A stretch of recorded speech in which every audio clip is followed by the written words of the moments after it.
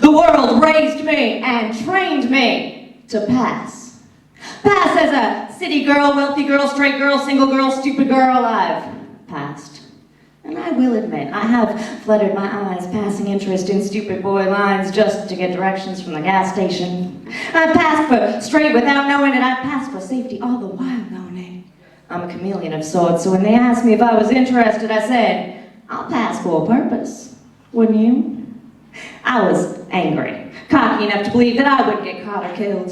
See, I had an axe to grind with those who told me I couldn't be gay, with those who told us healthcare was murder, who would murder those seeking healthcare, those who prayed for my soul, those who kicked me too early on Saturday morning clinic defenses.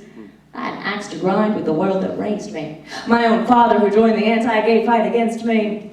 Information is power, and getting information is sometimes tricky, so I agreed to pass for that 2-year time because, quite frankly, I could. I was raised in the Bible Belt. My daddy was Catholic, my granddaddy a Christian preacher. My upbringing mixed with my pro-choice baby dyke present was perfect to infiltrate the Christian right. And I did say, infiltrate the Christian right.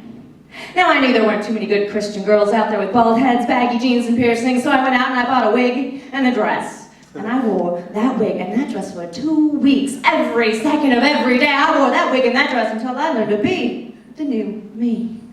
I learned my new name, I practiced a slightly perfected oral history of who I was, where I came from, why I would be your ordinary, everyday, next-door pro-life terrorist. I passed. I bit my tongue as I wrote down which clinic was next, what action was coming next, because I believe that women shouldn't be sprayed with acid while seeking health care. I passed.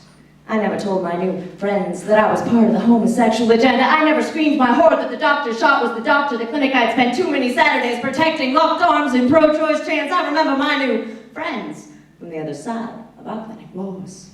I passed.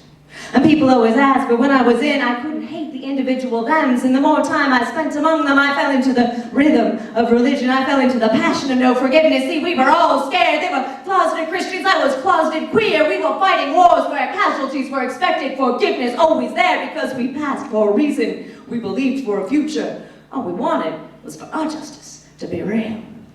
And when it all got to be too much, every 5 hours I would call home to be reminded that I was a baby dyke out to maybe save the lives of abortion doctors and faceless women. I would never know.